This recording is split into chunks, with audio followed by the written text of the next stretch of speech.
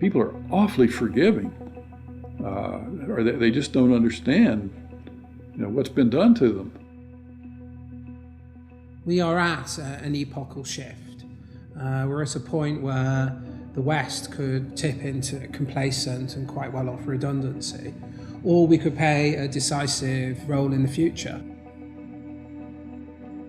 What the banks did was reprehensible.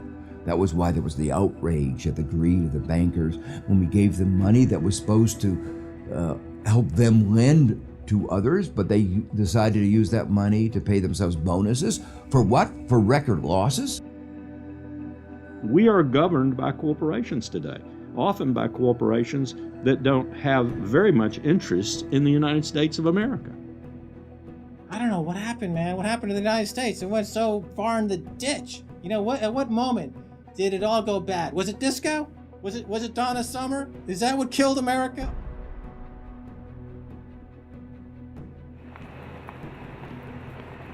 We are entering the age of consequence. A rapacious financial system, escalating organized violence, abject poverty for billions, and the looming environmental fallout are all converging at a time when governments, religion, and mainstream economists have stalled. War, conquest, famine, and death. The four horsemen are coming.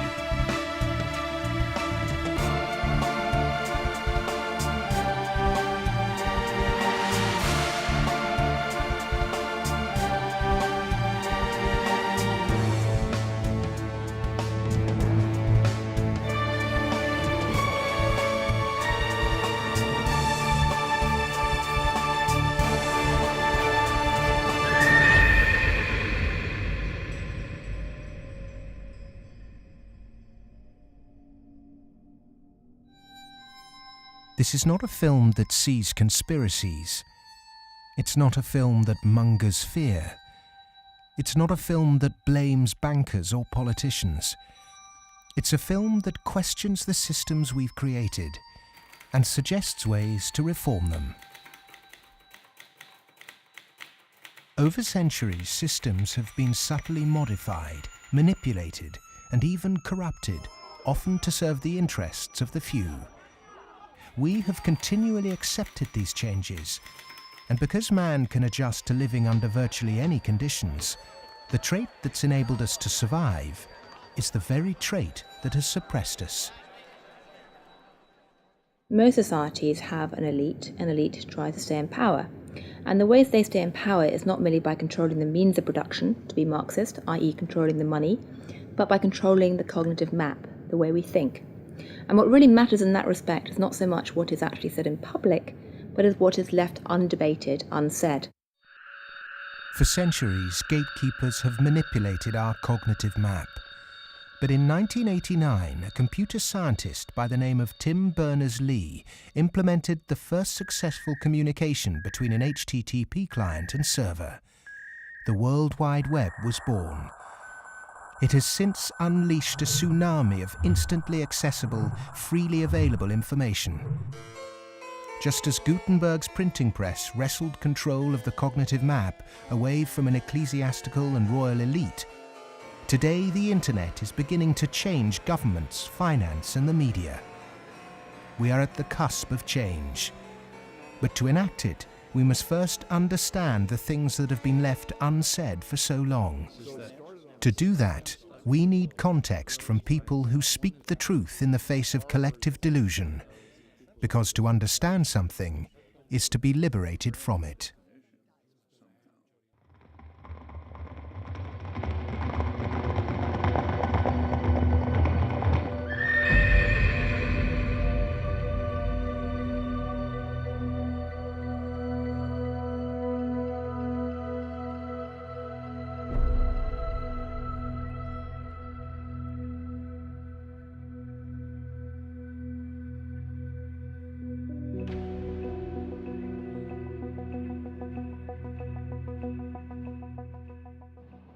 The end of World War II, we had 50% of the world's gross domestic product. We were making 54,000 airplanes a year, 7,000 ships, et cetera, et cetera. And we were the new Rome. And we recognized it and devised a power management scheme in the 1947 National Security Act to, we thought, manage it. And it worked fairly well during the Cold War. But we haven't done anything since, and I think that's another sign of our inability to grasp the new world, if you will.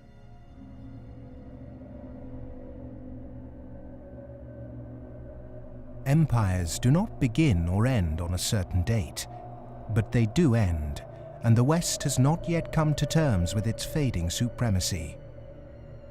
At the end of every empire, under the guise of renewal, tribes, armies, and organizations appear and devour the heritage of the former superpower, often from within.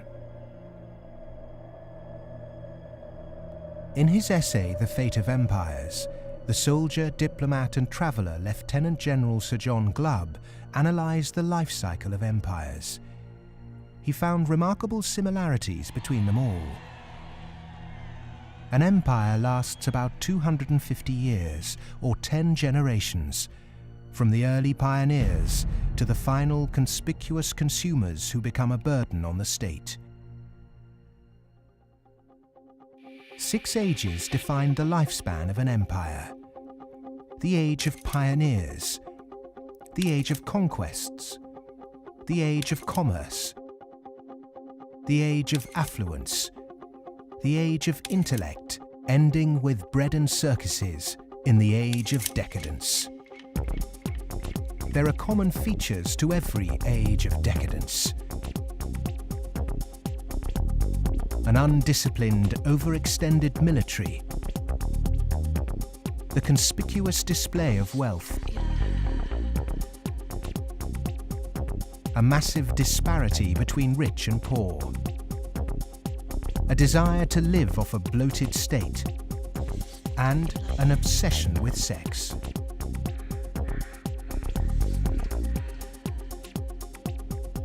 But perhaps the most notorious trait of all is the debasement of the currency.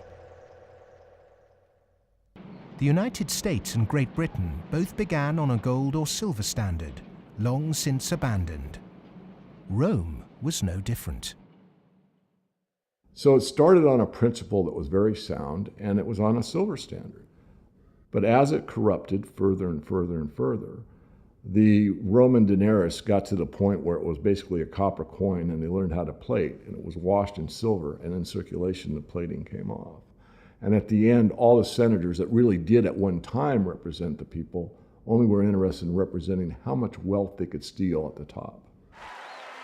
Great empire wealth always dazzles, but beneath the surface, the unbridled desire for money, power, and material possessions means that duty and public service are replaced by leaders and citizens who scramble for the spoils. Historically, all the signs of the demise of empire are beginning to develop. Some are more trenchant than others.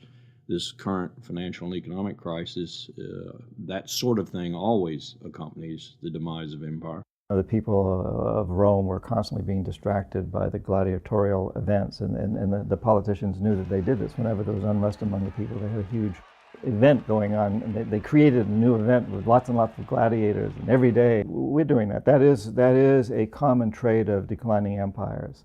And so today in the United States, for example, you find a tremendous emphasis on all kinds of television programs that distract people from what's really going on. Sports is a big part of that, as it was in the gladiator times.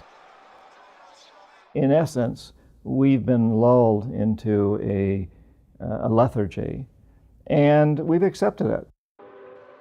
Just as our sports stars today earn vast sums, so did Roman charioteers. In the 2nd century, one by the name of Gaius Apuleius Diocles amassed a fortune of 35 million sesterces in prize money, equivalent to several $1 billion today. Strangely, perhaps, there's another profession that is disproportionately hallowed as an empire declines. The Romans, the Ottomans, and the Spanish all made celebrities of their chefs. And this again is typifying the end of an empire, where things were so great, we have this last oomph of momentum that we used to be great, and we felt great, and we don't feel it anymore. So everyone is out searching for it. Well, maybe it's in the best food, or the best clothes, or the best music, or the best movies, or a reality TV show, or another magazine. But you can never get enough of what you don't need. What you need is a strong moral conviction that is pervasive throughout the society, and integrity reigns. There's a vast apathy. There's a vast amoralism, even a political nature to it. That is to say, there are vast numbers of people who don't give a damn.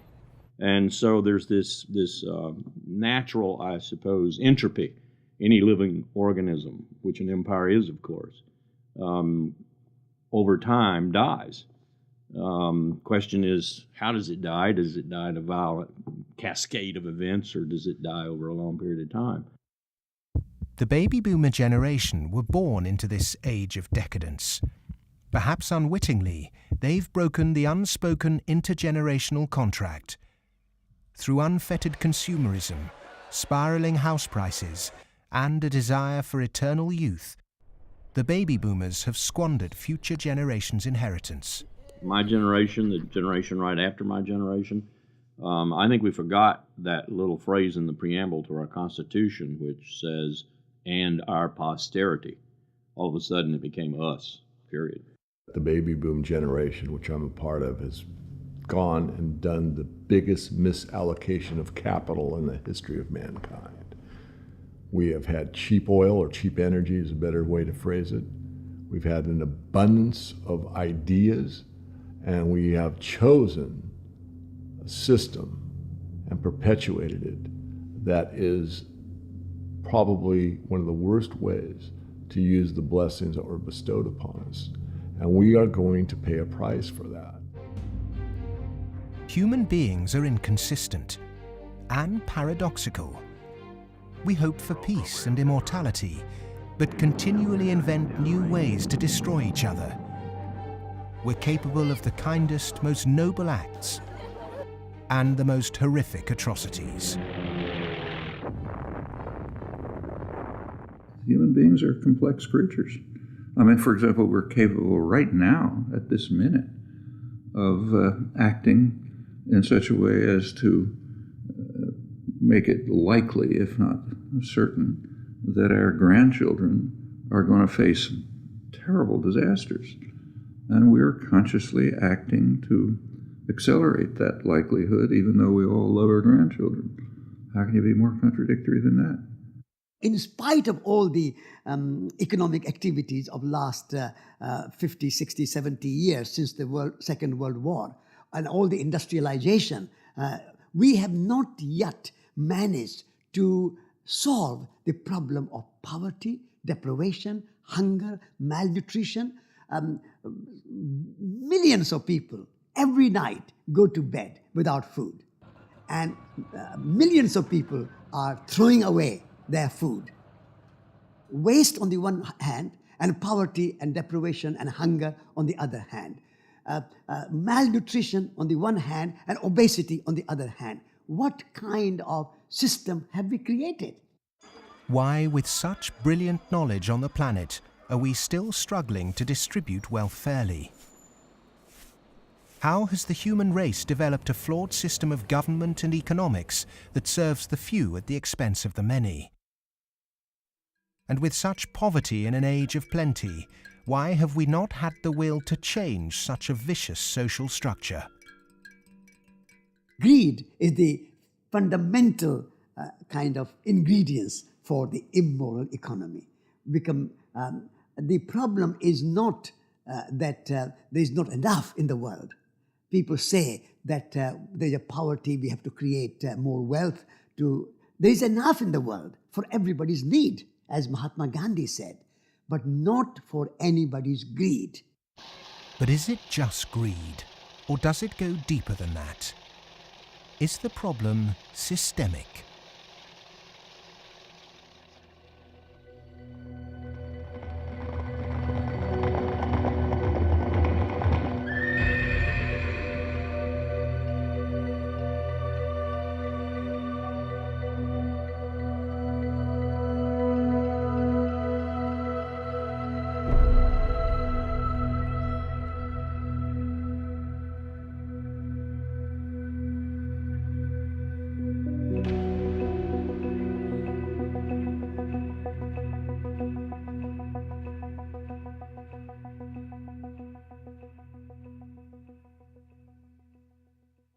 As a civilization, we've obviously had a great run. We've done very well. We had the Industrial Revolution. We survived that. We've built a lot of modern military technology. We've survived that so far. We built a banking system, and we're still struggling with that part of it. But we've had a good run. It's kind of like when I was working on Wall Street for 7 years. I had the experience some people would have. Let's say working at a meat processing plant, they become vegetarian. You work on Wall Street and you see how these banks like Goldman, J.P. Morgan, these other banks make money. When you see money, it kind of makes you sick. Well, I think if the people knew what the banking system is up to, as Henry Ford said, there would be a revolution tomorrow morning. The fact is, most people think that what a bank does is lend you money that someone else has put in the bank previously. But what a bank actually does, what a commercial bank does, is to create money from nothing and then lend it to you at interest. If I do that, if I manufacture money in my own home, it's called counterfeiting. If an accountant creates money out of nothing in the company accounts, it's called cooking the books. But if a bank does it, it's perfectly legal. And so long as you allow fraud to be legalized, then all kinds of problems are going to pop up in the economic system, which you can't do anything about. Private banks create money out of nothing and lend it at interest. Now, that sounds absurd. When I teach sophomores, about money and banking and how banks, they never believe it. And so you have to go through it again and again. Yes, banks really do create money. They really do. Here's how it happens.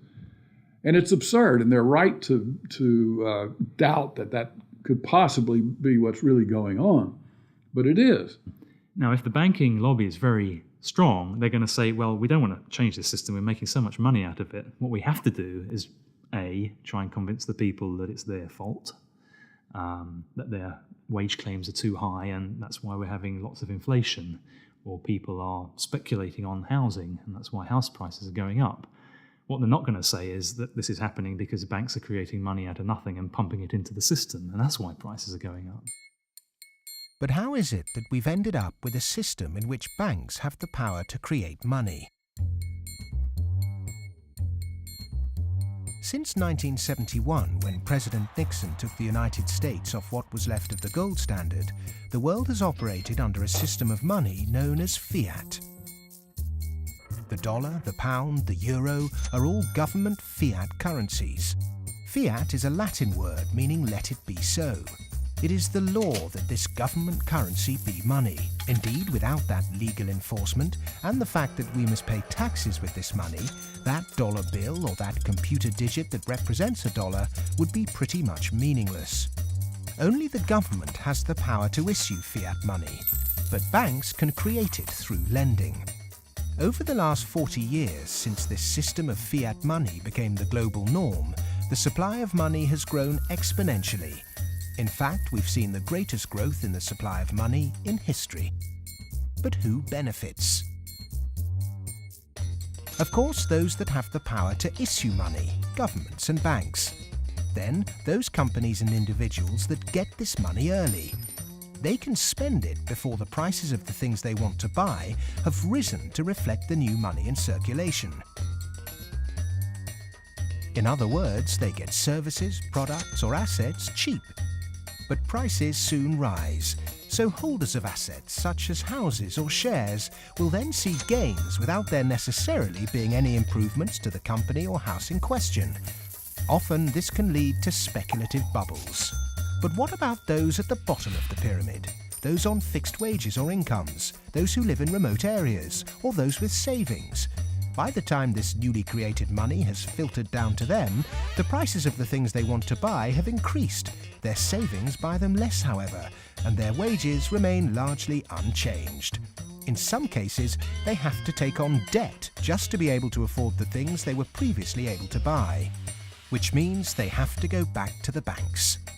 In reality, this process of creating money only redistributes wealth from the bottom to the top of the pyramid, and thus that ever-increasing gulf between rich and poor gets bigger and bigger and bigger. Well, when you get off the gold standard and you go into a fiat money currency, combined with a fractional reserve banking system, you end up compounding debt faster than you can ever possibly produce to support that debt. So eventually you're going to find yourself back into debt slavery. And that's what's happened in the U.S. For every dollar of GDP, for example, in the U.S., it also creates something like $5.50 worth of debt. Because this is what happens when our economy flips over and basically capsizes. And of course, the government solution now to address all the problems is basically to create more debt. You can never get enough of a currency that doesn't work. You can print it till kingdom comes, but you can't print wealth, and you can't get yourself out of debt by making more debt. If you could print wealth, Zimbabwe would be the largest, most prosperous country on the planet. We all know it doesn't work. Of the money in the world today, 97% of it is debt.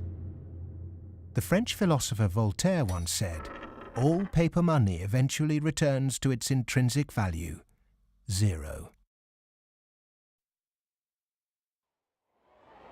For 3 generations, the world watched the fight between capitalism and communism. But in the 1980s, the Russian economy started to collapse. The Soviet Union capitulated, and so-called capitalism reigned supreme.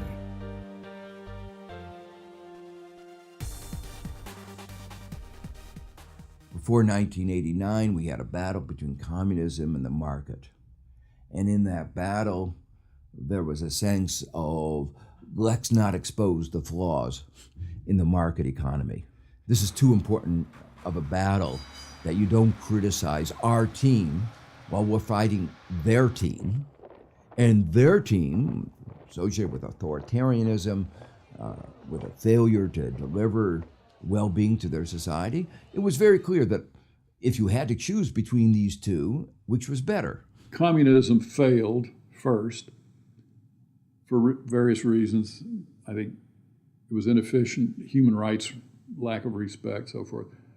So capitalist West has been continuing in a triumphalist mode, thinking, our adversary has failed. That means we're doing everything right.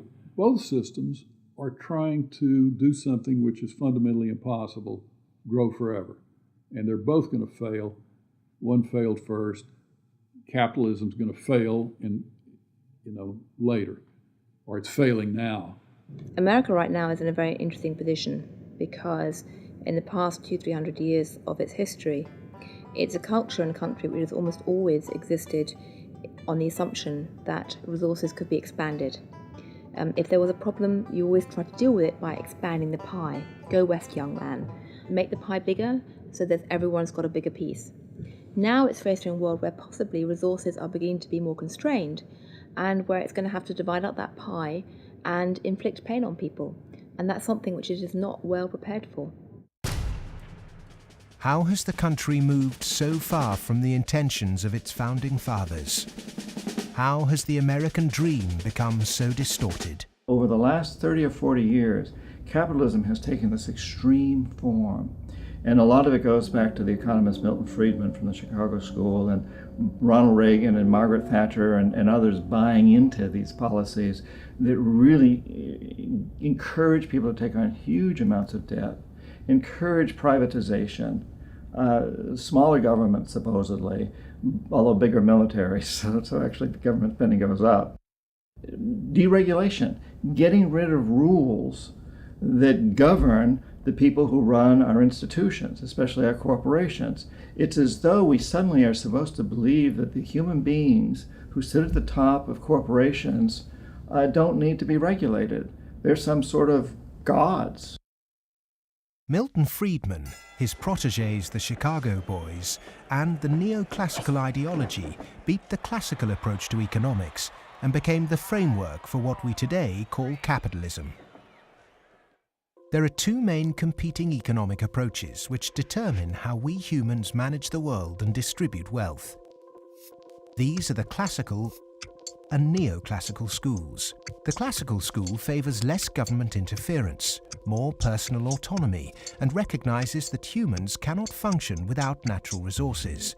The neoclassical school, which has a more dismissive view of natural resources, thinks government should rule the economy, solve social problems, and leave the free market to look after the distribution of wealth. The neoclassical school emerged around 100 years ago due to vested interests' desire to protect their assets. This meant that neoclassical mathematical models and assumptions were divorced from reality. They're based on what ought to be, instead of the classical models which are based on what actually is. It's these neoclassical models, which favour large corporations, that have been used to legitimise the financialisation of the global economy. Championed by Ronald Reagan and Margaret Thatcher, neoclassical economics still dominates policy making today. The Reagan Revolution, as we call it in the United States, obviously the Reagan-Thatcher Revolution, if you think about it more globally, was a big change in power structure and a big transfer of opportunity and wealth. Now, it's not that the poor gave it to the rich. It was a transfer within the well-to-do. So the financial sector, in particular, in the United States, for example, but also in the UK and some other places, became vastly more profitable. And wages in that sector went up a lot. I mean, we focus on bonuses, but it's also base salaries went up a lot, overall compensation. So there's a transfer from the non-financial part of the economy to the financial part of the economy that actually is unprecedented as far as we can see in any of the available data to us. And I'm talking about all of recorded human history. In 1932, in the aftermath of America's great stock market crash, a piece of legislation was passed to protect society. The Glass-Steagall Act was introduced to separate ordinary high street banking from investment banking. 67 years later, in 1999, under the influence of Treasury Secretary Larry Summers and his predecessor Robert Rubin, President Bill Clinton repealed the Glass-Steagall Act. Once again, banks could take ordinary depositors' money and speculate with it on virtually anything they liked. Wall Street has become a very particular type of casino. And it's unfortunately not the kind of casino they have in Las Vegas, which is, perfectly legitimate form of entertainment. It is a casino that has massive negative repercussions on the rest of society. So it's not just losing your money on a few wild nights. It's about the way in which those organizations lose their money, impacting the whole of society, leading to a massive loss of jobs. This unfettered gambling pushed the entire global financial system to near collapse. With balances and debt obligations larger than the GDP of entire countries, the banks had become too big to fail. The West was unprepared, and bankers met their reeling and disorientated governments. You have to bail us out. We need money. If you don't give us the money, the whole thing goes down. And what are you going to do with millions and tens of millions of people who have lost everything in their bank account? You will have a revolution on your hands. So fork over the money. Borrow the money, create it out of nothing, and give it back to us, and so that we can face our problems and not go under, or otherwise. And this is what Mr. Hank Paulson did in the U.S. Congress. He went there one day and he told them, well, look, we need $700 billion, and we need it now, or else. Is this system we call capitalism really capitalism? In a capitalist system, government is supposed to be small. But today the state is more bloated and invasive than it's ever been. Individuals and companies are supposed to operate in a free market. Good enterprise is rewarded with profit, and flawed enterprise with failure. But during the 2008 banking crisis, the people saw the Western economic system divided in a way they were told could never happen. Socialism for the rich, capitalism for the poor. And in America, for example, the banks that got in trouble got bailed out by the government. That's socialism. And people are arguing against socialism in America, and yet it's probably the most socialist country in the world right now. We have a system which isn't even a proper capitalist system. Rich people make mistakes, they don't get punished. Poor people make mistakes, they get punished. Yeah? Or even worse, they don't make any mistake and they are forced to pay for the mistakes of the rich. When the taxpayer is footing the bill for the misplaced speculation of bankers, then suddenly, instead of the economy serving the human being is now in perpetual service to amoral financial organizations.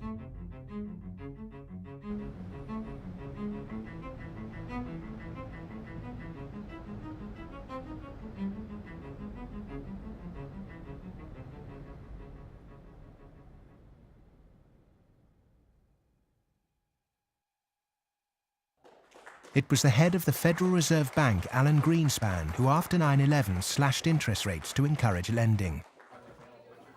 Bankers needed new participants to keep cash flowing into a system that had become a global pyramid scheme.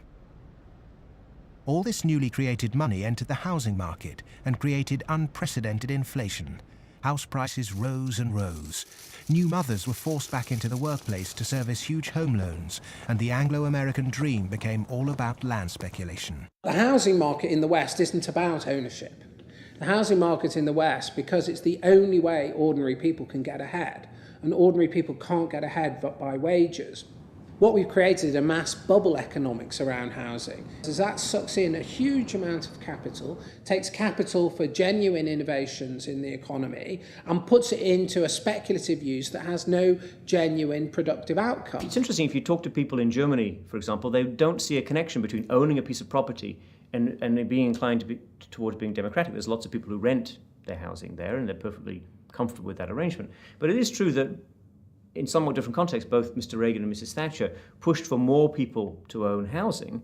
And actually, this is part of the problem, because if you push people to buy housing before they're ready, and if you push very dubious loans on them, and they don't understand what they get themselves into, you can have huge adverse repercussions, exactly what led to, in part, the subprime housing crisis in the United States.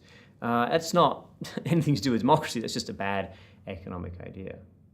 The breakthrough that occurred around the year 2000 in the United States was when bankers found out that the poor are honest. And they realized that if you're poor, if you're not rich, you have a different set of values. And you think that a debt is a debt, and it's something that has to be paid. And that people will try to pay the debts that they're stuck with, even if the debts are not valid, even if the debts are much more than they expected, even if they really can't pay the debts. The lending and banking institutions, when they drew up contracts with interest rates, with flexible interest rates, I think they knew in the beginning that these problems were going to come back later on, where folks weren't going to be able to afford the mortgages as the interest rates increased. It put a lot of people in situations where they were taking food out of refrigerators, taking kids out of higher education. They're not able to afford college anymore. And it is making a really, really bad situation worse. The banks engaged in what was a criminal conspiracy to charge more to the blacks and Hispanics. The banks got together, backed the Bush administration to block the state prosecutions of racial lending in order to exploit and charge more to the minorities. These are loans which were made by one of the major lenders in the city and in this country, Wells Fargo, in which Wells Fargo targeted minority communities in the city, put borrowers into loans that they could not afford, put borrowers into loans that were of the subprime variety, therefore more expensive and less advantageous to the borrowers. Hiding predatory lending practices in the small print of complex financial products was only ever going to enrich one set of interests. Many of the communities in which African Americans live in the city were establishing momentum. There was development activity that was occurring. We were seeing signs of vitality in many of these communities, and the results of the Wells Fargo foreclosures and the subprime lending practices of that lender and others has significantly impaired that progress and brought it to a halt. They're not worrying about, they don't come in the heart of it. Like, you in the heart of it, so you see. They don't really see the struggle if they don't come in the heart of it. They see the outside of it. That's like looking at the cover of a book and seeing the outside of a book, but if you don't go inside the book, then you'll never know what the book about. So they're not worrying about nobody else but themselves. And I think it's wrong, because if they come in the heart of it and they see it, they'll be willing to help. What happened in Baltimore is just one example of what is happening all around the world.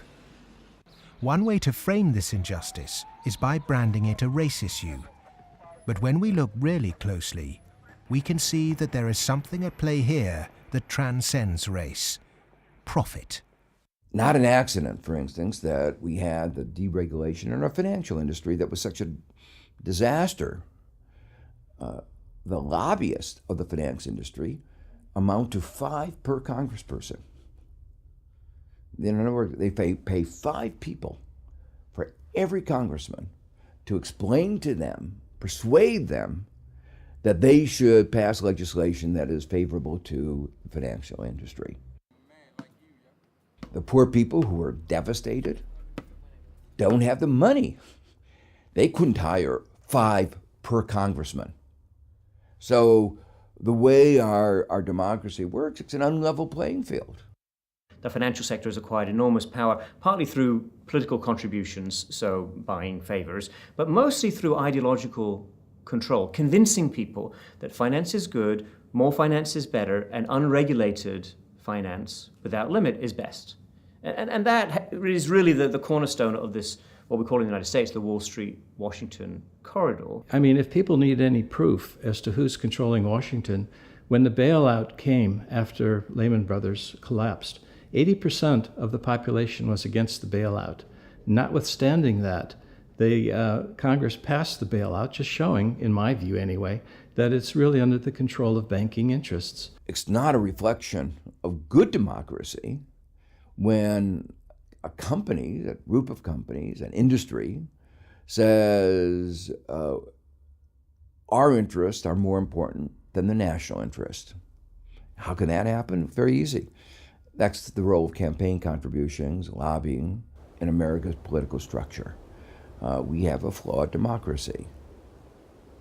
This is an advanced oligarchy in the sense that its main mechanism of control, if you like, is through convincing people that you really need, for example, the 6 biggest banks in the United States in the particular form they exist today, with the very light level of regulation. And if you don't have them, if you try to change that, all kinds of awful things will happen.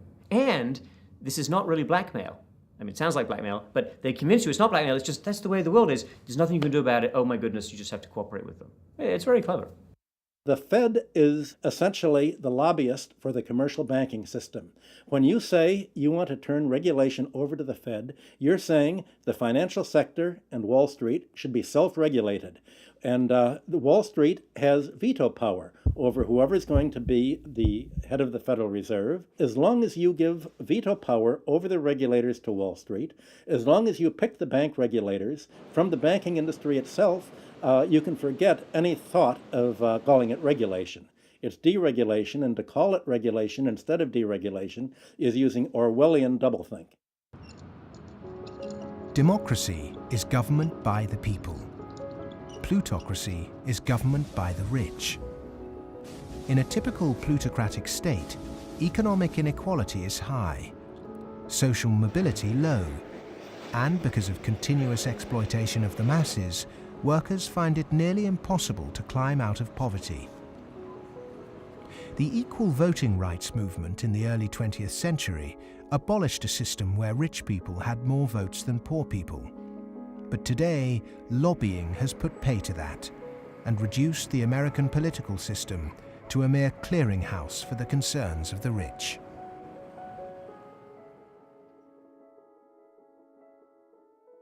The Goldman Sachs machine is one of using profits to buy influence in Washington to change laws to make it easier to make money on Wall Street, to be used to buy influence in Washington.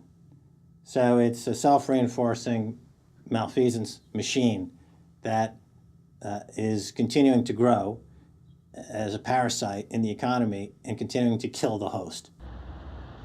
Famous for claiming it did God's work, Goldman Sachs is one of the most influential investment banks in the world.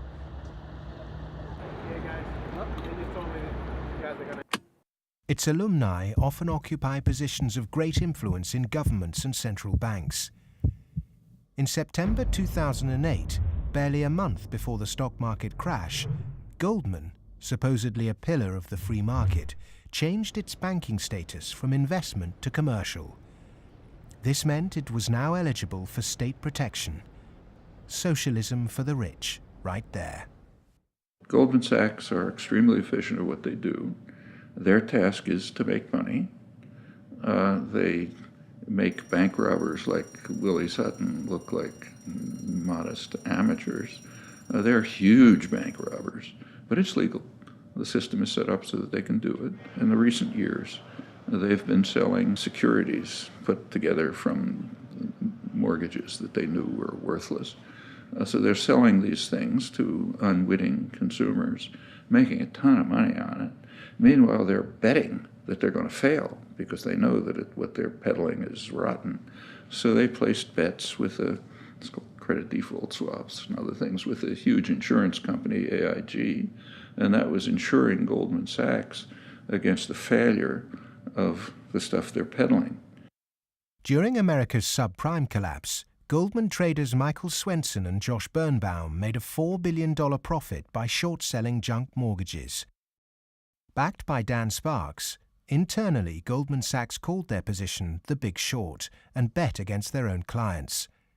Senator Carl Levin called Goldman Sachs chief executive Lloyd Blankfein to a Senate subcommittee to testify under oath. Much has been said about the supposedly massive short Goldman Sachs had on the U.S. housing market.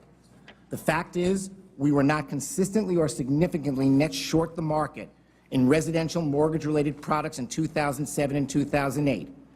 We didn't have a massive short against the housing market, and we certainly did not bet against our clients.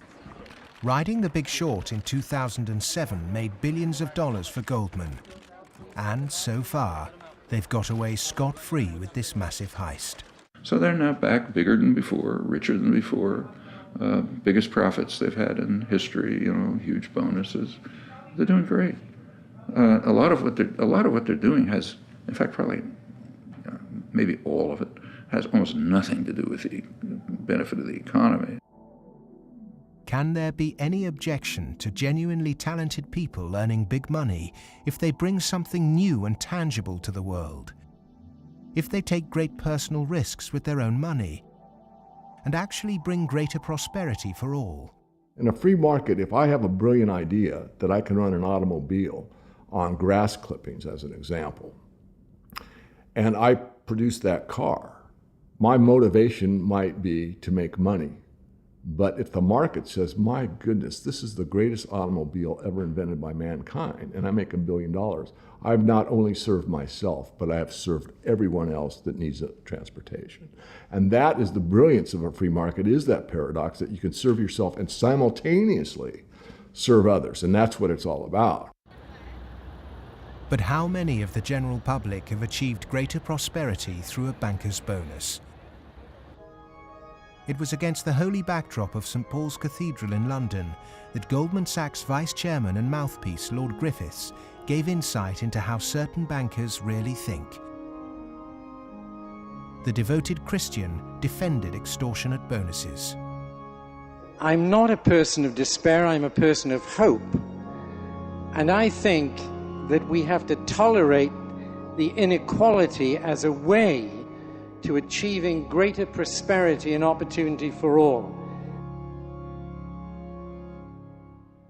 The fundamental Christian view, and I would say of Islam as well, and certainly of Judaism, is that wealth is to be shared. money has to be shared. You can't take it with you. And from that develops a whole lot of stuff about justice and the economy and so on. And we've lost that, and instead we've got people accumulating more and more. And I just think it's disgusting that people have lost their homes, they lost their jobs, they can't pay their mortgages from bankers who made a big mistake and then paid enormous bonuses. I'm sorry, that is simply wrong. And I can't understand why we are not more vociferous about that. When rich people tell you that they specifically have to be rich through these egregious rip-off mechanisms, that's just self-serving propaganda, and it should be disregarded. It is true that when you organize human society, some people get ahead and some people struggle. That's a natural mechanism. But saying, oh, we've got to have inequality, therefore Goldman Sachs must be organized along the following lines, that's a complete non sequitur. At what juncture, at what point does morality enter into the economic calculus? In a way, many people think that Adam Smith gave us a free pass, a way not to think about morality. Because what Adam Smith said was that individuals in the pursuit of their self-interest are led as if by an invisible hand to the general well-being of society. Now let me make it clear, Adam Smith didn't really say that. That is to say, Adam Smith was very much aware that businesses, when they got together, conspired against the public interest, raised prices. He was aware of monopoly. He was aware of the importance of education that the private sector couldn't provide. So he himself was aware of all the limitations, but his latter-day descendants have forgotten all those caveats. Adam Smith was the godfather of classical economics, but since its publication, his work has been used as a political football, financiers twisting his words to suit them. Lord Griffiths advocates ruthless individualism to push this idea that if bankers get rich, then we get rich too, through a process known as trickle-down economics, or horse and sparrow theory. If you feed the horse enough oats, some will pass through to the road for the sparrows. The idea is that extreme wealth concentrated on a small minority will eventually trickle down to everyone else. But it doesn't work. Because by the time the money reaches the people at the bottom of our money pyramid, it's lost its purchasing power.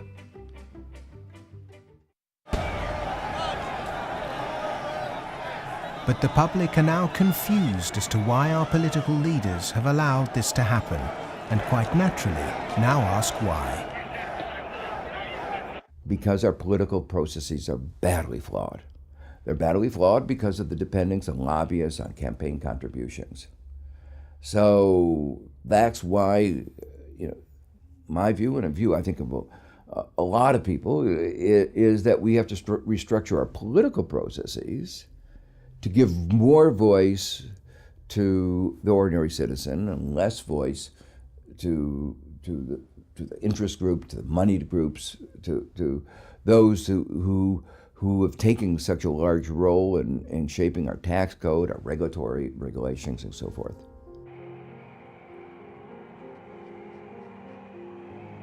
I stood on the front step of Colin Powell's house, and I look at him and say, what next, boss? And he said, what do you mean? And I said, what next? Where are you going next? I'm going to write my book. I said, no, I know you're going to write your book, but you're not going to do that for the rest of your life. Where are you going next? He said, maybe a cabinet position, but first, money. I said, money? He said, yeah, millions. That's the only way you can be a cabinet officer in the American government. Oh, wow. The Democrats and the Republicans are beholden to corporate interests. And until they become unbeholden to those corporate interests, we will never have a well-governed republic.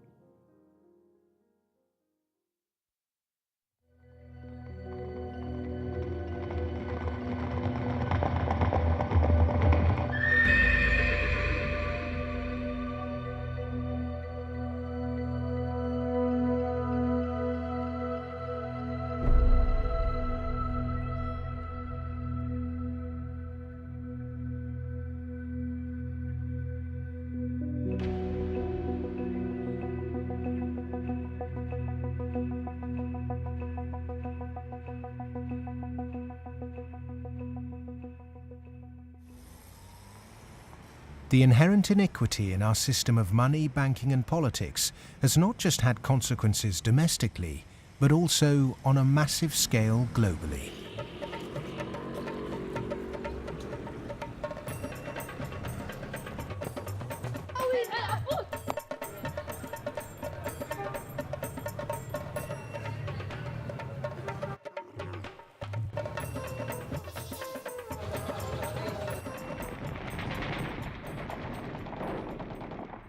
Western leaders have presented their military campaign in Iraq, Afghanistan and Pakistan as a moral obligation. But are there other reasons for it? The first financial beneficiary of America's foreign policy is the military. In particular, those who supply it with arms and equipment. The military has won wars, but how successful has it been in its bigger aim to eradicate terrorism? The drone attacks not only failed, but they've created extra extremism. They've helped in radicalization of youth in the northwest frontier and also in certain parts of Punjab and Pakistan. And because time after time, and sometimes, there's a feeling that America does this deliberately to destabilize Pakistan. I'm not so sure about that, but I certainly think those people who actually support this policy, every time you kill 10, the so-called terrorists, you create 500 more because they see the drone attacks as an attack on a sovereign state of Pakistan.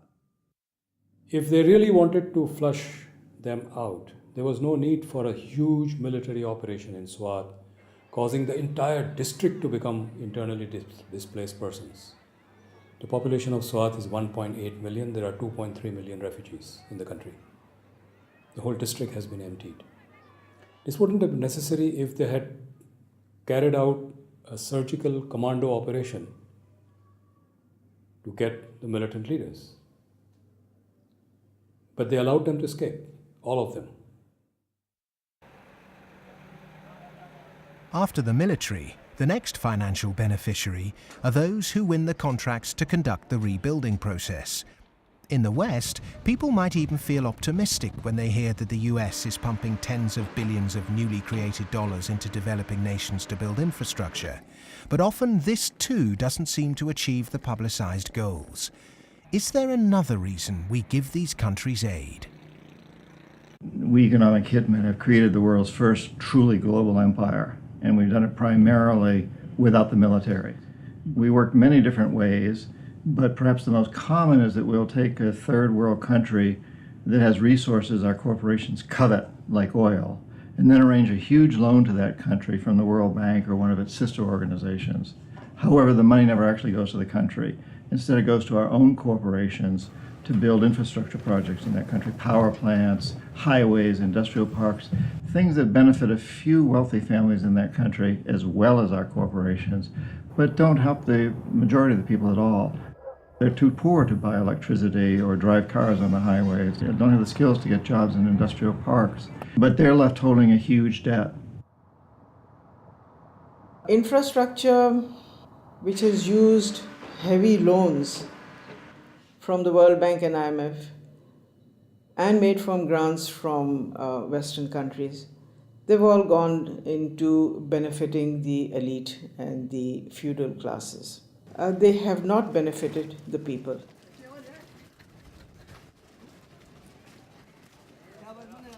A lot of money goes to these consultants and companies from the West who charge huge amounts of money, and actually the real money on projects and on ordinary people is very limited.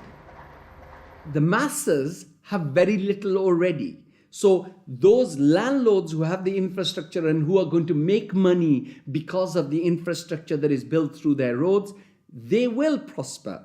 But the ones who don't have any resources, they've not had jobs, there isn't an economic activity for them in terms of manufacturing goods so they can sell and they can also prosper. When you don't have that, what do? They resort to joining the Taliban because they see the enemy coming in and taking away what little bit they have. President Obama, I understand, wants to invest $7.5 billion in Pakistan's infrastructure to alleviate poverty and, take away all the divisions and all the anti-American sentiment over here.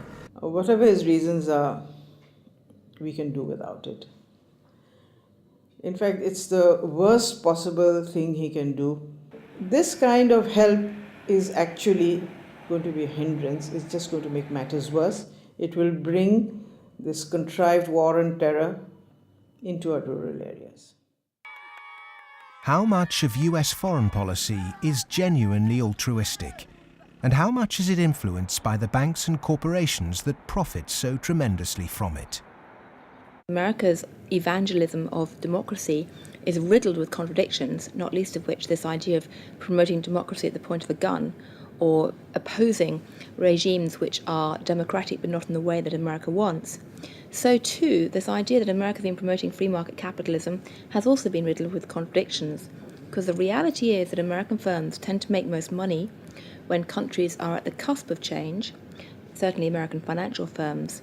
And in a sense, they want markets that are changing structurally, but not too free and too transparent, because they make money when markets are a bit opaque. Is it any wonder developed nations are fighting in underdeveloped countries when so many are making so much money out of it, without ever really having to face up to or even witness the consequences of their actions? So what if 5 million kids died in Africa because of debt last year? I got a bonus of £1 million, and if I have that conversation, I've had it with some bankers who've been in the business a long time, and they listen politely, very polite, very charming, and at the end they say, "Well, Tariq, it's lovely meeting you again," and they go back to the office and do another loan deal for Tanzania or something. I've known a lot of terrorists, quote unquote. I've met them, I've interviewed them for books, I've known them since I was an economic hip, and I've never met one who wanted to be a terrorist.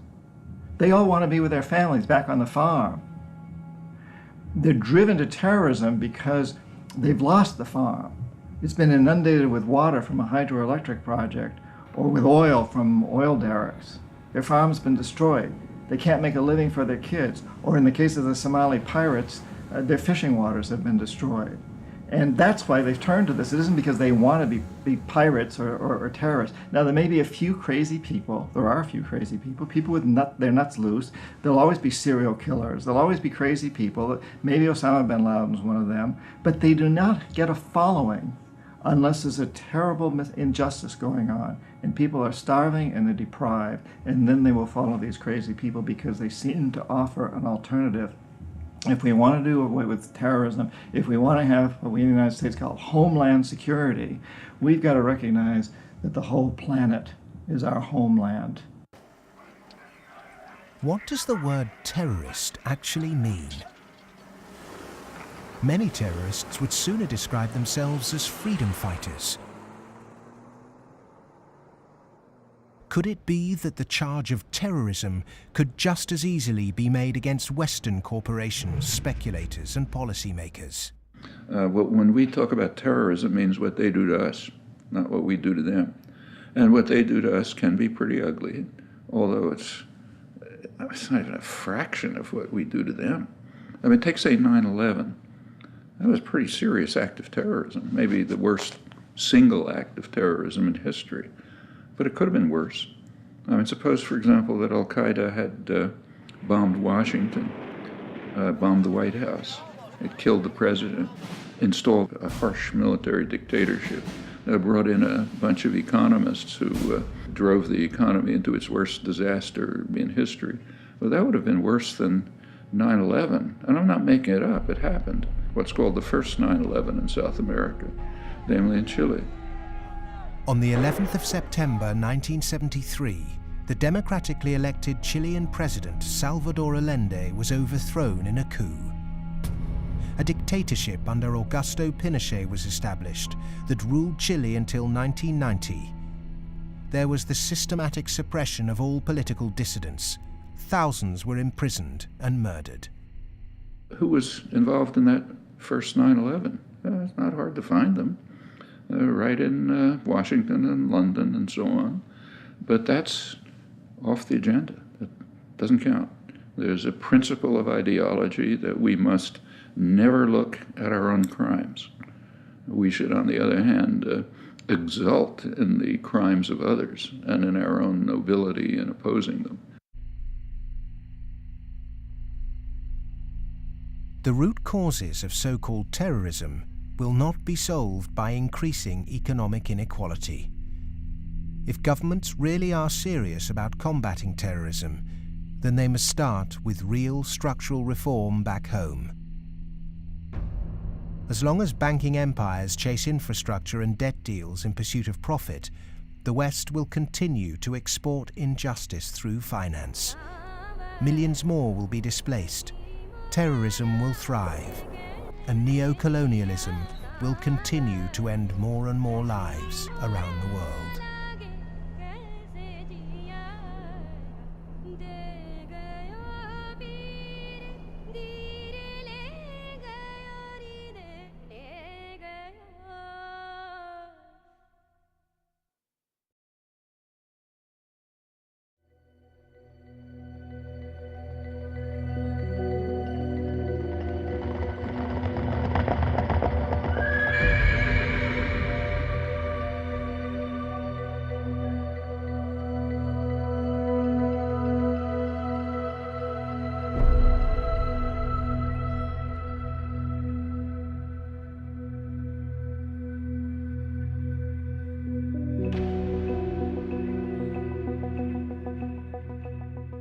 What's happened is that we have moved from a relatively empty world to a relatively full world. That is, empty of us and all of our stuff to now full of us and all of our stuff.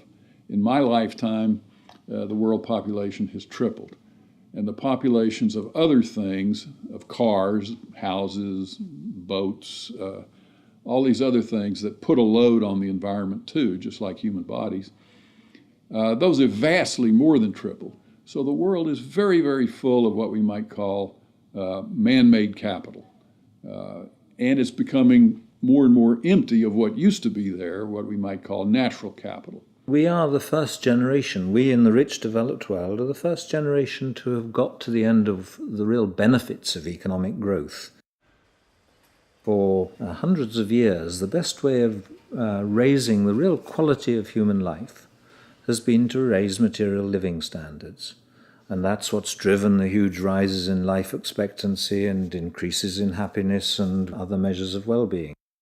But all those have now come detached from economic growth. And although life expectancy continues to rise in the rich world, it's no longer related to the amount of economic growth a country has at all. And the same is true of measures of happiness and measures of well-being. The paradox is the more we grow, the more poverty we create. Our self-interested economic system seems to be continually missing a trick. So as we keep plundering the Earth's natural capital, is it time to rethink our Western definition of progress? When I look at the world, I look at it much the way Royal Dutch Shell looks at it. They have one of the best strategic entities in the world, private or public.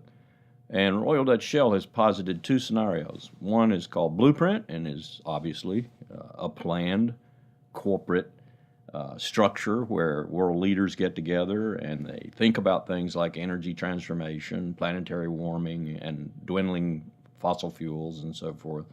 The other is called Scramble. And Scramble is pretty much what it sounds like too. It's a mess. Interestingly enough, in 2075, the ending year for these scenarios, as I recall, we get to about the same place. It's just that Blueprint leaves a lot less blood on the floor. Scramble leaves a lot of blood on the floor as people fight for these resources and so forth. The reason oil companies are drilling miles under the sea is that the world's easily accessible oil has already been found and largely consumed. Not only are oil supplies dwindling, major new metals discoveries are becoming increasingly rare. 40% of the world's agricultural land is seriously degraded, and ever more volatile yields continue to be unevenly distributed. It may be that the looming environmental threat is not global warming, but the exhaustion of the world's resources. We're going to have struggles for finding land sufficient to grow the agricultural products for what the United Nations says is going to be a 9 billion Earth population. We're going to struggle over non-renewable fossil fuels as they run out. I think Shell posits about 2075 they'll be gone. And we're going to struggle over things like water and other precious resources that are necessary to our life and to our economy. And this could be, as Shell says, a blueprint affair with world leaders working together to share and share alike. Or it could be a real mess, and Shell, incidentally, bets on the mess. Just like the baby boomers' failure to look to the next generation, our outdated competitive mentality for a world of depleted resources could have devastating consequences. Our economic setup encourages one-upmanship, competition and comparison, whereas the progress humans have made over millennia has been largely based on cooperation. In any species, in almost any animal, there is always the potential for huge conflict, because with any species, all members of that species have the same needs, so they might fight each other for food and shelter and nest sites and territory and sexual partners, all that kind of thing. But human beings have always had the other possibility. We have the possibility to be the best source of support and love and assistance and cooperation, much more so than any other animal. And so other people can be the best or the worst. You can be my worst rival or my best source of support.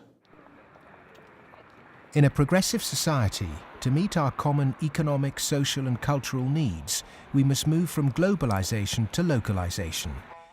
The benefits of a communal sense of fellowship, responsibility and purpose in a life driven by production, not consumption, would lead to happiness and satisfaction. Indeed, we must ask, have our modern consumerist lifestyles made us happy? I think if one had been living in the 19th century and somebody had told you that 100 years later people were going to be living in this extraordinary wealth and comfort, with central heating and being able to throw away such a high proportion of our food as we do, we'd imagine that we'd be living in a state of extraordinary social harmony and everything would be rosy. And it's really quite remarkable, the contrast between, if you like, the material success of our societies and the social failure. The growth economy demands that we make consumption a way of life.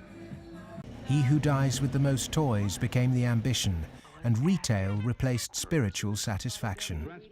Unsurprisingly, sales of antidepressants skyrocketed.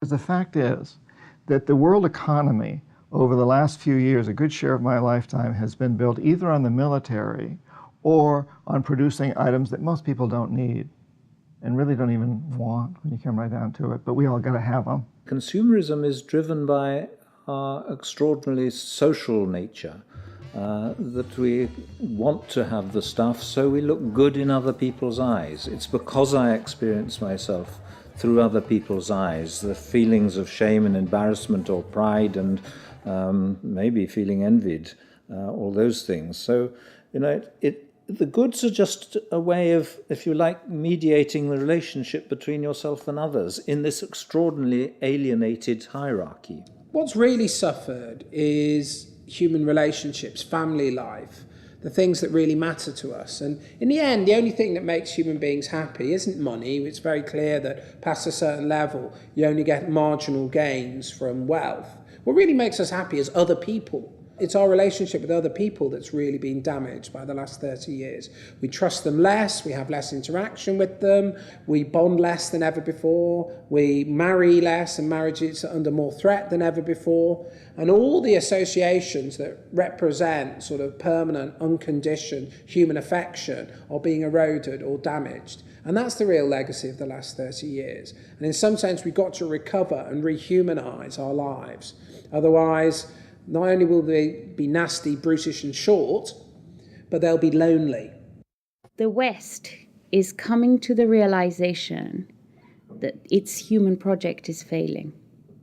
The West was so convinced that if you push people to achieve as individuals, the accumulated achievement of individuals would make for a successful society. And what the West is now beginning to realize is that the individual achievement without incorporating the vulnerable community is a myth. The idea was make your own life, be individually aspiring, and then you'll be individually achieving, and then you'll be individually prosperous, and then you'll be individually happy. You end up doing that in a glass jar. And the glass jar has a limited height, and it's encapsulating, and in the end, you die of lack of oxygen. Human beings are alive because they seek attachment and because they're propelled by affection. So the isolated, achieving individual in the end implodes. In order to find a purpose in life, it has to be outside yourself. It matters not how you construct it outside yourself, as long as it's a positive value added to society pursued. But it has to be outside yourself. It can't be yourself. If you're pursuing yourself, you're pursuing the abyss, as Nietzsche said. You are going to wind up in the abyss.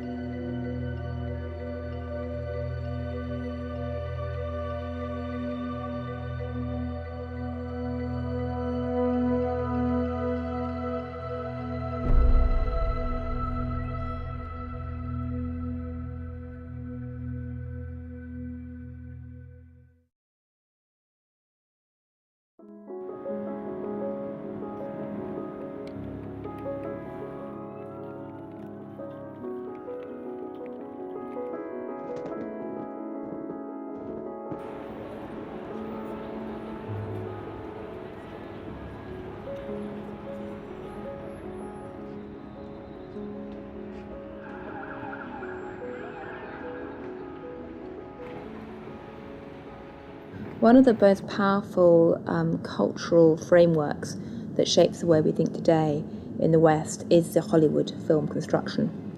And it follows a particular cultural pattern in that there is a beginning, there is a middle and an end, there is drama, tension, there's resolution, there's usually a goodie and a baddie, and there's usually a story told through the medium of human beings. This Hollywoodization of the way that people communicate and the way they tell stories about themselves and view their recent history has very much impacted how we look at the financial crisis, in that people look at the beginning, the middle and the end. They look at the drama around Lehman Brothers and they wanted, say, a resolution, and they wanted baddies, they wanted sacrificial victims as well. So people have focused on a few individuals. And the idea that somehow it wasn't just one or two individuals who were at the root of the problem, it was a systemic problem, that actually almost everyone who participated was in some way guilty, either of outright negligence or simply failing to ask the right questions or simply failing to ask why money was so cheap for so many years. The idea that it was a systemic flaw is something which is very hard for people to grasp and even harder to depict as a good story. Perhaps there is this feeling of helplessness because we don't understand what the real problem actually is. Cleansing a few bad apples will not rectify the flaws at the heart of the Western economic system. A system that should be protecting people is in fact the very thing that's enabling our four horsemen to ride with such vengeance. The modern-day four horsemen: a rapacious financial system, escalating organized violence, abject poverty for billions, and the exhaustion of the Earth's resources, are riding roughshod over those who can least afford it. They gallop unchallenged because the cognitive map that's been put in place by our schools, universities, and our media does not encourage us to question accepted norms. Instead, there is apathy. In a sense, I think we're rather depressed societies. We've got used to the idea that there's nothing that can be done. There is no alternative, that, we're never going to deal with these environmental problems and we live in a dog-eat-dog society and that's it. I think what we have to take away from this is a recognition that most of these problems can be very substantially improved. by making our societies more equal, reducing the income differences, and that also helps us to solve the environmental problems. We can reach a society that is qualitatively better for all of us. Well, the apathy is sort of engineered because you don't have any discussion of this in the public media. Hardly by surprise, the public media are owned by the real estate and the financial interests, and they're not going to explain to people the integration between the financial, insurance, and real estate sectors, the FIRE sector. There's this disinformation going on, passing the buck, denying what the real driving factors are. All of these are common strategies. In fact, even in education, you can see that banks have helped to set up universities. They've funded them. They fund think tanks. They have educational foundations. They own newspapers. All of this stuff is going on as a kind of propaganda exercise so that the people don't actually work out what the problem is. You should not assume because you don't have a background in economics or in law that these issues are somehow too complex for you. They're not complex at all. It's very simple. It's about power, and it's about democracy, and you understand that just as well as I do. One source of this disinformation is the neoclassical school of economics. These economists and academics have been successful in convincing the world that their models were gospel. But just as Gutenberg's printing press was revolutionary in the 16th century, today we're at the dawn of internet enlightenment, which will remove the cloud of ignorance upheld by academic and media gatekeepers. Education can be a form of mass mind control, and it's astonishing that today neoclassical economics continues to be taught in all Ivy League universities. I do get letters from students in economics departments at other universities. They're into some graduate program or something, and they say, "Oh, I just read such and such that you wrote, and this is the kind of thing that interests me. I'm stuck in this program here in which, I can't even talk about any of that. What's your advice? What should I do?" What they're teaching you is what you're going to have to oppose. A lot of it. I mean, some of it's useful. But so some of it's useful, go ahead and learn it. And the other reason for learning the rest of it is know your enemy. An individual might not be able to change the system, but they can change themselves. If we're not offered proper education, we must begin our own. And a good place to start is to become reacquainted with the classical economists, and with something that so few question, but that affects us all, our system of money. If the monetary system of the world is not reformed, then we are headed towards the end of industrial civilization. I won't say that we're going to the end of humanity, but it's just going to be an absolute collapse of our world as we have known it, because it cannot function on fiat money. And none of those who are responsible for this want to admit it, but that is the fact. The fiat system of money is a man-made law, and it's been abused. Is there a form of money whose law is not set by man? When you look at natural law and gold, I sort of describe gold as being a natural form of money. All of the gold that's been mined throughout history still exists in its above-ground stock. It's about the size of 2.5 Olympic swimming pools if you put all that gold together in one place. And the key is that this above-ground stock of gold grows by about 1 3/4% per annum, which is approximately equal to new world population growth, and is approximately equal to new wealth creation. So as the net result of this is that you have this very good consistency in gold's purchasing power over long periods of time, because the supply-demand equation is very much in balance. To achieve human liberty, you really need to have sound money, and gold is the only way to do that, because only gold is outside of the control of politicians. With modern man-made monetary processes, a chronic excess of debt has built up at every level of society. Debt is now regarded as normal. It isn't.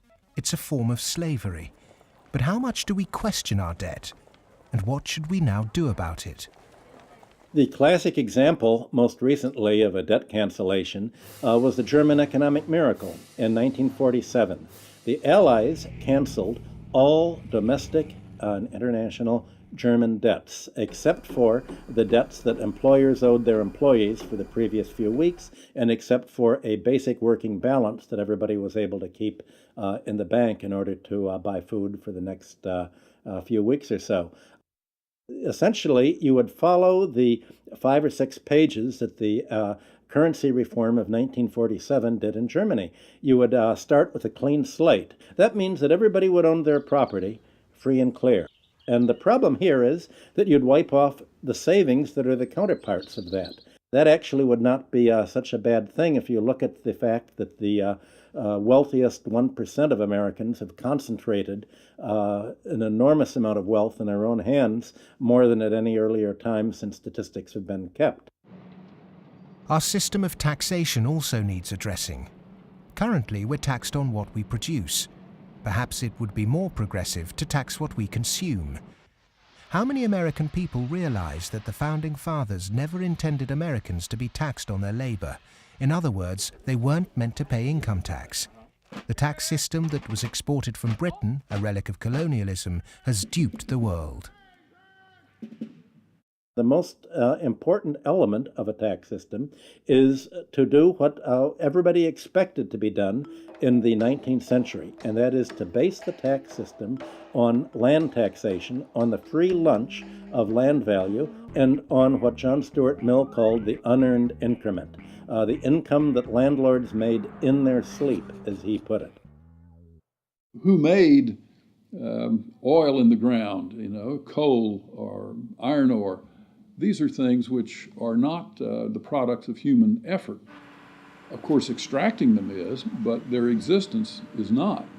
And so the rents from natural resources are a wonderful source of taxation.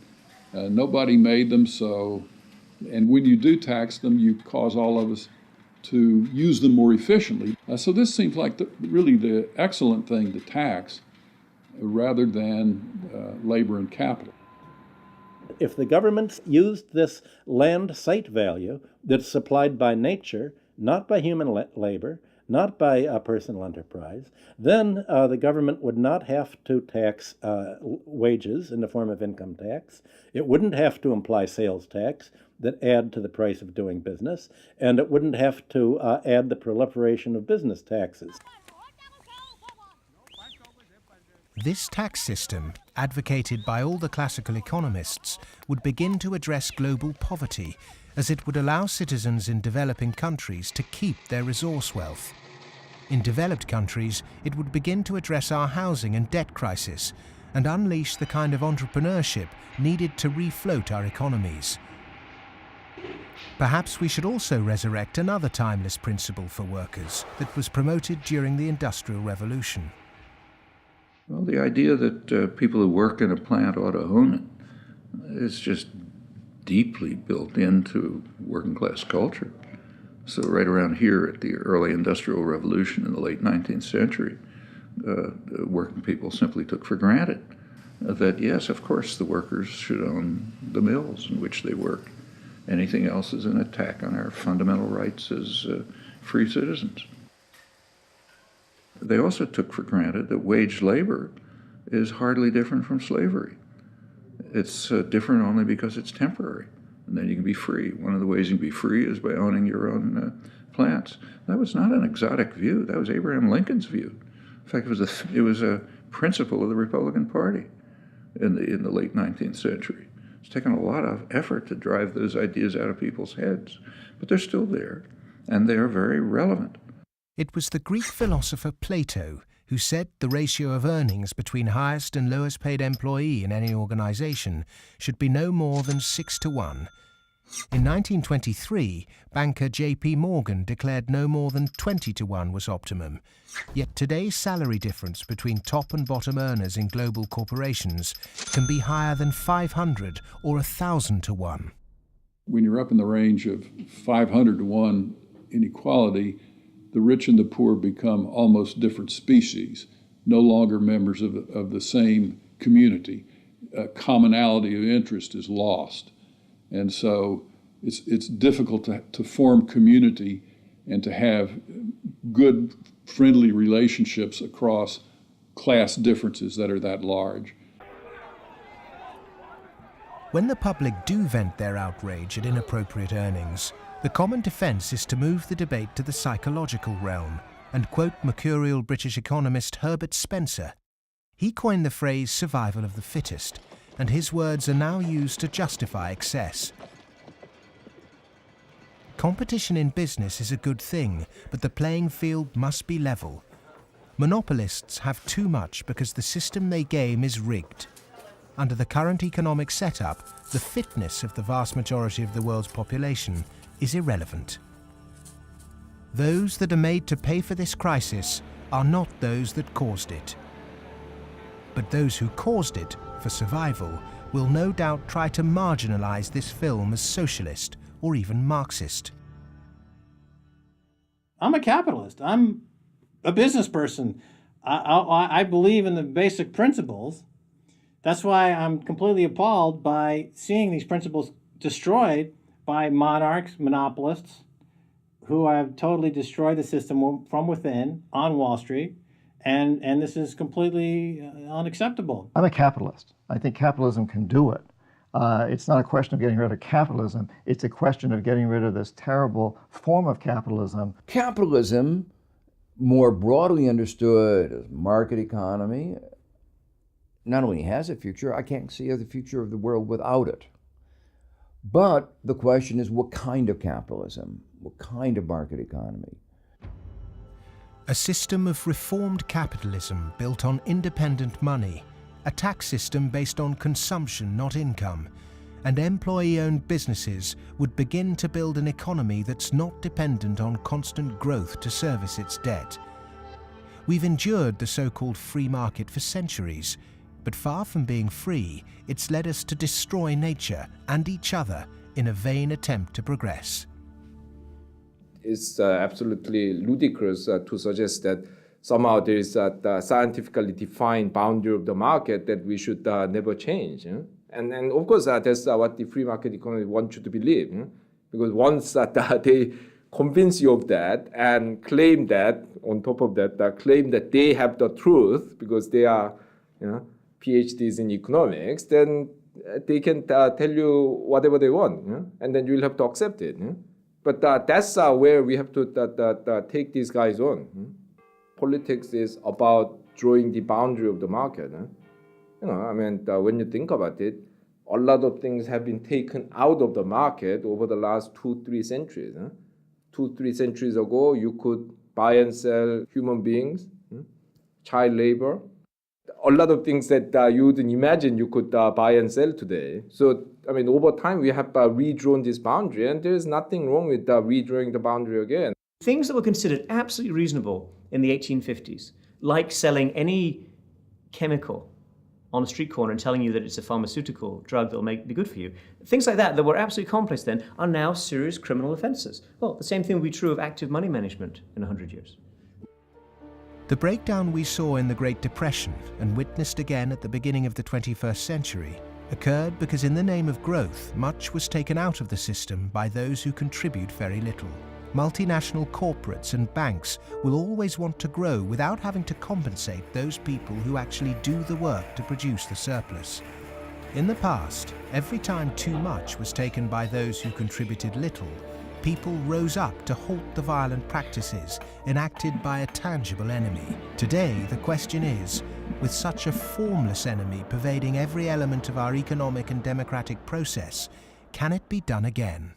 Of course it can be done again. Look, it's a cycle. We're not debt peons, but maybe rats running around a little wheel in somebody's big cage somewhere. The finance rises, finance becomes organized. You make a lot of money in banking. It's easy to go out and buy politicians. But the essence of democracy, the essence of American democracy, is this is a repeated confrontation, a repeated showdown. And in the 1830s, Andrew Jackson beat the second bank in the United States. In the early 1900s, Teddy Roosevelt beat J.P. Morgan and John D. Rockefeller. In the 1930s, Franklin Delano Roosevelt, FDR, beat everyone from Wall Street. And now we have to do it again. the one single thing that makes me optimistic rather than cynical, pessimistic, is my students. First, I do not see the desire to go to Wall Street amongst them. I see the opposite. Second, I see a disdain amongst them for people who are motivated. Not just they don't want money, I see a disdain amongst them for people who do just want money. The crises we face today are created by humans. And what is created by humans can be changed by humans. So we are all capable of transforming our world. Revolutions are philosophical. Getting organized and preventing the culprits camouflaging the real problem means it's possible to embark on a bloodless revolution against the violent organizations and barbaric leaders who've trashed the economy. Central banking, rigged capitalism, land speculation, income tax and neoclassical economics have corporatized democracy, stunted progress, perverted the course of human destiny and compromised the future of this planet. If these issues aren't addressed, then the next implosion will be on a scale unimagined. Whatever the propaganda, at the beginning of the 21st century, central banks' unregulated cheap money pumped up land values, which created an unsustainable asset bubble in a world that once again operates a rigged tax system that enriches entrenched privilege. Neoclassical economics have ruined life for the bottom billions, tempted everyone into intergenerational conflict, and created massive suffering that has no limits. Human beings go mad in crowds and come to their senses slowly and individually. History is littered with examples of people who threw themselves off the yoke of oppression to adopt radical change, only to end up with popular new rulers that maintained the status quo. To really understand something is to be liberated from it. Dedicating oneself to a great cause, taking responsibility, and gaining self-knowledge is the essence of being human. A predatory capitalist's truest enemy and humanity's greatest ally is the self-educated individual who has read, understood, delays their gratification, and walks around with their eyes wide open.